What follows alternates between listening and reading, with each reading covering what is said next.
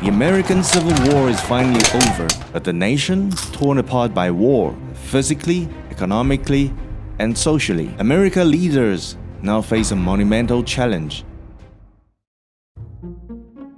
How do we unite the states again? Simple. We stitch it with railroads. They'll connect the North, the South, and the untamed West. An ambitious plan, but that'll need lots of money. Where are we gonna get them? And that's how the idea of America's railway expansion was born. It's risky and ridiculously expensive.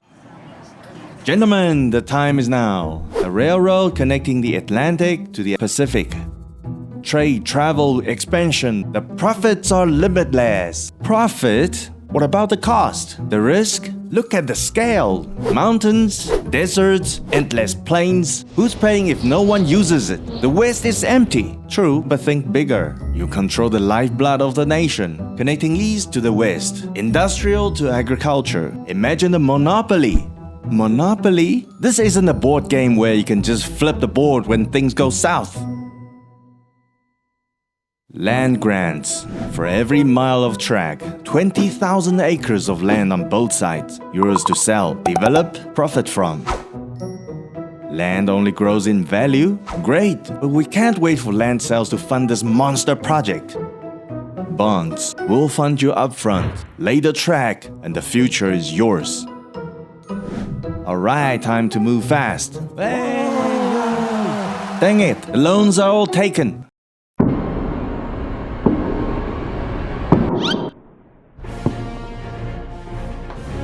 I've got your back. If Jay Cooke's on board, we've got this. The man's a legend.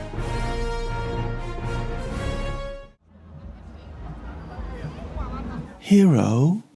Are you here to save us? Yes, to save your future with a bond. What's a bond? Like, you give me money, then I give you more money. Alright, give me more. No, not so fast. The deal is 6% interest on your money every year. And it's split into 2 payments. So every 6 months, you get 3%. But here's the kicker. It matures in 30 years. Meaning, in 30 years, you can get your initial money back too. Wait, I get $180 for every $100? Wow! Wow, that's like free money. And where's the extra cash coming from? The railway company. They build the railroads, rake in the profits, and then pay you. And if they don't make it? The beauty of the bonds is that they are backed by 40 million acres of land grants. If things go south, we sell the land and make sure you get paid. We're not just building railways, but America's future. Land values will shoot through the roof as we expand. Profits will flood in from freights, and industries will boom as they connect. In London and Berlin, investors are lining up to buy these bonds. And you? I've put in most of my own money. What are you still waiting for? Wow, this is a no-brainer. I'm in with everything I've got. Cooke opened the floodgates for everyone, from international markets to local farmers. Cooke had people lining up, believing they'll all get rich together. But little did they know, across the ocean, an unfolding event would soon ripple across the Atlantic and shake their world. 1871, a time when German states Prussia and France decided to settle their differences the old-fashioned way. With a good old war. Spoiler alert, German won. And as a thanks for playing gift, they handed France a bill for 5 billion francs. Ouch. Mostly paid in gold. Now with all this shiny new pile of gold, the newly unified German Empire figured it was time to do something they've been dreaming of. Joining the Cool Kids Club. What's that? Back then, governments issued money backed by 2 metals, gold and silver. You can use either one, but their values were supposed to stay fixed. Prices were set by law at a legal ratio, somewhere around 15.5 ounces of silver to 1 ounce of gold. Welcome to bimetallism. So, what's the problem with that? When you have 2 metals as money, supply and demands don't always match. So the market ratio kept shifting, but the legal ratio stays fixed. So people started hoarding silver when it was cheap and selling when prices rose. It's like 19th century day trading. Great for quick profits, terrible for stability. So Germany decided to fix that. Ladies and gentlemen, raise yourselves, the sleek, the stable, the unstoppable. Let me introduce you to the new and improved Mark. Oops, not that Mark, the gold Mark. extra shine, rock solid, and best of all, it stays consistent. Wait, hold on.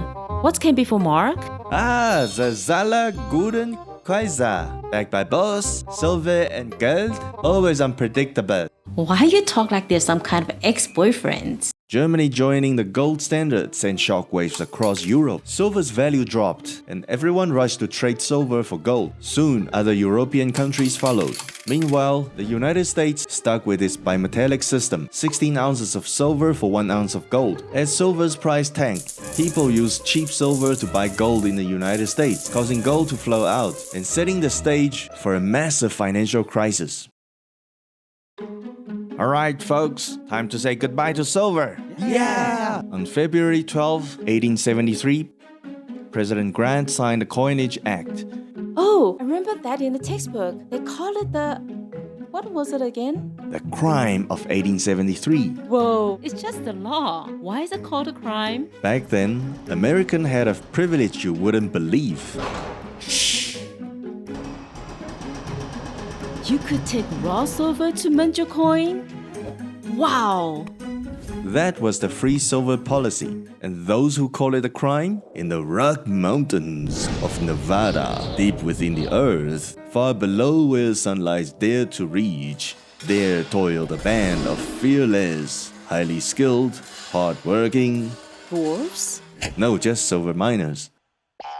When they brought their silver to the mint, they got a shock. The law said no more minting of silver coins. Now only the government can do it. But didn't they know the act? The Coinage Act wasn't widely discussed, barely any coverage in the press. Should we ditch silver? Shh, keep it down. But yeah, what about the issues? Don't worry. That's not a crime, that's a sin. Well, it's just Coinage Act of 1873. The act also banned paying more than $5 with silver coins, shrinking the amount of money available for bigger transactions, and the result, a liquidity shortage. What's that? Imagine a town where everyone needs $100 to buy what they need, but there's only $50 printed per person. There just isn't enough cash to go around. And when that happens, cash flow slows down. But this is only the beginning of an even far bigger problem. That's not great, is it? Joe is about to witness it. Sweetheart, are you trying to clear out my wallet? No, silly. Everything's getting cheaper. We can buy double for the same money. Wow, that's amazing, right? One of the signs of this big problem is a strange phenomenon. Dropping prices. Isn't that like a good thing? Meet Farmer Fred. Before, he sold 10 apples for $10. Now, to make the same $10, he has to sell 20 apples. Double the work, same payoff. We need a raise for extra work, boss. I can't afford that. And some of you have to go. And there's more. Farmer Fred had $1,000 loan to pay off. But with the prices falling, he's gotta sell way more apples to cover it, meaning his debt actually increased. Why is that happening? In an economy, there's a certain money flowing around. But when money gets tight, like now, each dollar becomes more valuable. So you can buy more with the same cash. Oh, that's deflation. It's great for your shopping spree, but terrible for keeping people employed. Businesses start cutting wages, laying off workers, and when people earn less, they spend less. Business sales tanks and lay off more workers. It's a downward spiral. Across the ocean, Europeans were feeling the squeeze too. Deflation hit Europe hard, just like America. Never thought I'd worry about low prices. When the spiral starts, people stop buying things, including bonds.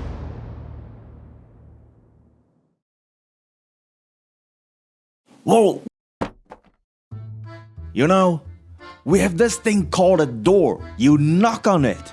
Sorry, sir, but we've got a situation. We're not meeting the quota. Buyers are hesitant. Of course they are. Everyone's hesitant when great things are about to happen. Look at the Transcontinental Railroad. America connected coast to coast. The Northern Pacific Railway will be even bigger. We just need to keep pushing. But we're sinking more into the bond, sir. If the market doesn't turn soon, we'll be drowning. Drowning? We're leading. Sometimes you have to go all in. Fortune favors the bold. But sir, the profits in land sales are overestimated. This has become a speculation. Maybe scaling back a bit? Trust me, offer them better terms. and I'll cover the differences. Show them we mean business. This is the man who raised most of the funds for the Civil War. Perseverance was his key. If that worked before, surely it'll work again. But the thing is, sometimes the lock is different, and one key simply isn't enough. Hey Joe, you hear about Thompson? Got laid off yesterday. Businesses are dropping like flies. He always had bad luck. But not us. Look around.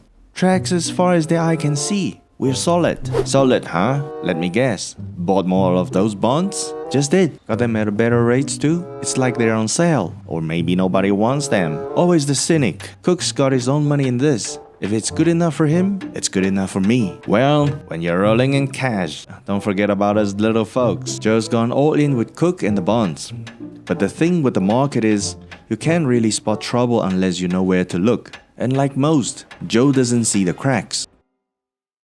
People tighten their belts, buying less than before. Businesses cut productions, and the goods that were supposed to move along these new tracks, they stayed right where they were. Railroads had been laying down miles of track, counting on huge profits down the line.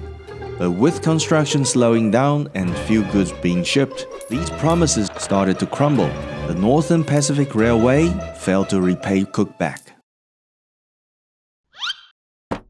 Even my mom knocks the door before she enters. I'm an adult, you know? Sorry, Mr. Cooke, but the railway's payment didn't come through. The banks, they're nervous. Sweeten the deal. Sir, there's no more room to sweeten anything. Maybe we slow down the operation and sell off some assets. Do you even know what that will signal the market? It'll be a flashing neon sign saying we're sinking. You think bond sales are slow? When investors start panicking, stock prices will fall faster than you can blink.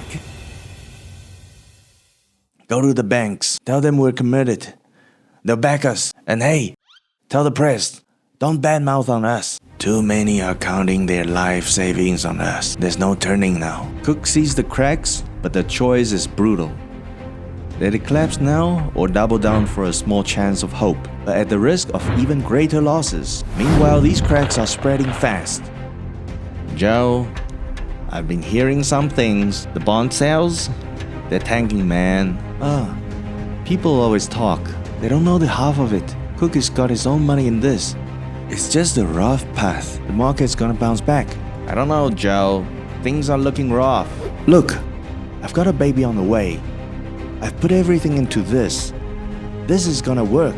I've always been honest, faithful, never hurt anyone. And I go to church every Sunday. There's no reason God wouldn't bless me. This has to work. Like most people, hardworking and honest Joe is doing everything he knows to secure his family's future with no intention of taking risks. But he has no idea about the financial storm is about to hit. By 1873, Europe was going through its own version of deflation. Germany was reunited, favoring in investing local projects. Britain's investments on their own railroads and mines are failing, and they saw the warning sign: US economy in trouble. So they did what anyone would do, hitting the eject button on their investments. The US found itself in a money drought. Banks were tapped out, businesses couldn't get loans, the liquidity crisis was in full swing.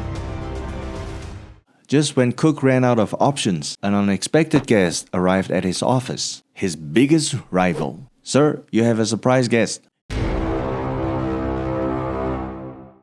Hello. You're here to laugh at me? Because I'm this close to tears. You hear that 300 million government bond? I need your good name to market them. I'm not working with you. We don't need to hand over the money until year end. So until then, it's ours to play with. So bad you don't want to do it. Please don't take my words seriously. So Cooke and Morgan teamed up to form a syndicate to sell government bond. For Cooke, it's his last hope. How's the bond sales going? I wouldn't call it stand still. It's more like getting nowhere. If the sales had swung through, Cooke might have scraped by. Hey, what about government bailout? You know, hold economy as hostage? This ain't 2008. Bailouts weren't even a thing. But it's a great idea. I supported them. It's the time they support me. Cooke turned to his last resort. He invited President Grant to visit his home for a desperate plea. Wow, you got a big house. Welcome, Mr. President. And it's my honor to have you here. to clean my mess. Why should I clean your own mess? I'm here for vacation. I voted for you. And the market falls like domino when it does. Better to stop it now than later? Okay, how much do you need? Only 300 millions. Jeez. I can help you with $300? I'm not risking our nation's financial stability. I have $30. This is all I have. Was there a moment when I could have changed everything? If there was, when did it slip away? And now, what will this do to me? To those who trusted me and America? Sir, the creditors are here and we're out of cash. It's really over, isn't it? I think so, sir. I never thought it would come to this, but we're too far gone. If we keep going, we'll drag even more people down with us. We've tried everything. There's nothing left. Bankruptcy. Better than making this worse for everyone else. Call the board. Let's make it official. Jay Cooke, a man known for trustworthy, patriotic, legitimate, goes down. And with him, the country's economy was about to spiral out of control. When Jay Cooke and company declared bankruptcy, it didn't just affect a handful of investors, it sent shock waves across the entire country. People panicked. And when people panic in a financial crisis, they all have one thing on their minds: get my money out before it disappears. So, the rush to the banks began. Everyone wanted their cash at the same time. And here's the thing about banks. They don't just sit on piles of cash. Most of their money is tied up in loans and investments. So when everyone shows up demanding their money, it's a problem. The banks ran out of cash fast. And that's when we call a bank run. But it's only one bank failed. Why do they worry about other banks? The moment one bank fails, people start thinking, if that bank went under, what's stopping my bank from doing the same? And just like that, it's a full-blown financial panic. Over 100 banks failed in a week. By the end of 1873, hundreds more had collapsed. The banking system? Paralyzed. And it wasn't just the banks. Businesses that relied on loans couldn't get cash to keep their doors open. Railroads projects stopped, workers got laid off, 18,000 businesses went down, and 89 railroads went under. This wasn't just a bad day for Wall Street. This was the start of what we now call the Long Depression. No, that can't be. It's all gone, Joe. Everything we saved for, it's gone. The Northern Pacific Railway had stopped construction. I wish I listened, but how could anyone know? Hey, you still got your family. Crap, baby bills. Joe lost everything, but Jay Cooke's world, it completely crumbled. Once celebrated as the man who financed the Union's victory, Cooke used to mean success. But now it's a cautionary tale of ambition gone too far. Losing what you've built is bad enough. But when everything you treasure the most is ripped away, that's a different kind of pain. Cooke's grand mansion? Sold. His wealth? Poof. Well, Cooke's world was falling apart. The shock wave was still hitting hard. Bank failures didn't just hit the wealthy. Businesses couldn't get loans, couldn't pay their workers, and soon started shutting down too. Millions lost their jobs. Unemployment skyrocketed to 25%. Farmers who borrowed heavily to plant their crops were drowning in debt. Prices for wheat and other staples dropped by nearly 30%. It wasn't just the cities that suffered. The rural economy collapsed too. But the wave didn't stop at America's shores. European banks and investors, already nervous about shaky economy in Britain and Germany, when the news broke, it was a full-blown panic on both sides of the Atlantic. In Germany, still recovering from the shift to the gold standard, the financial system was fragile.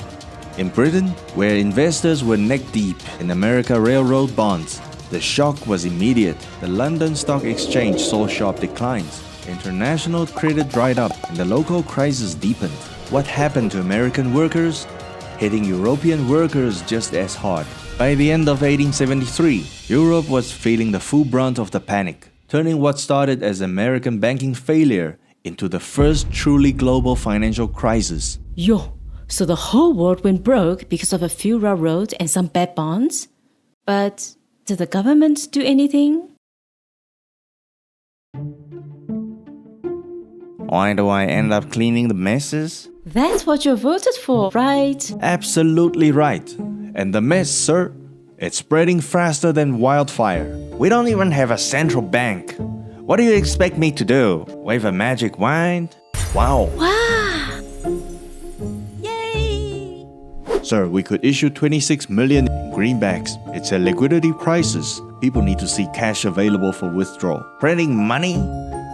That'll just make things worse. It'll calm things down. The banks are collapsing. Businesses can't get loans. If we don't act, it'll only get worse. People need to see cash moving. Fine. But greenbacks isn't even dollar. If people see us printing more, they'll think it's worthless. That's why we need the Resumption Act, guaranteeing greenbacks will be redeemable in gold by 1979. It's all about confidence, sir. If people believe they'll get gold later, they won't rush to the banks now. So, hurt the small businesses and farmers now, but save the system in the long run? Short-term pain for long-term gain. Think of it as economic tough love. Let's just hope they don't burn down the White House before the love kicks in. The $26 million was like pouring a cup of water on a forest fire. Meanwhile, banks used loan certificates to help themselves. Basically IOUs, to keep things moving until real cash showed up. Not perfect, but it kept the system from total collapsing for now. Another wage cut? That's the third this year. We suppose just keep taking it? Come on, Joe. Let's take a walk. On the street. Joe and his friends weren't just walking. They were making history. The walk in 1877, it became the Great Railroad Strike of 1877. It was the first nationwide labor strike in the United States, and it shook the system to its core.